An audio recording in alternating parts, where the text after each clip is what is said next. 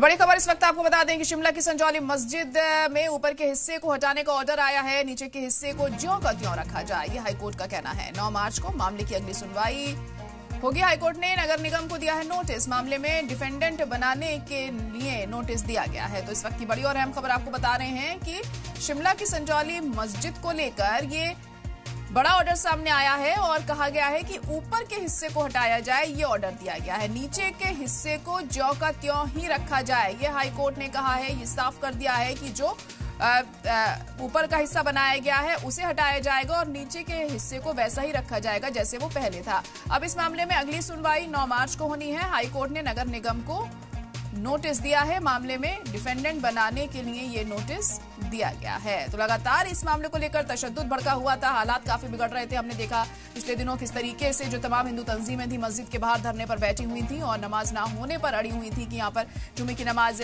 नहीं होगी। इसको लेकर खासा बवाल भी काटा जा रहा था। काफी तशद्दुद हमें देखने को मिला और अब इसी पर बड़ा फैसला यहाँ सामने आया है और कहा गया है कि सिर्फ ऊपरी हिस्से को गिराया जाएगा और जो निचला हिस्सा है मस्जिद का वो जस का तस बना रहेगा।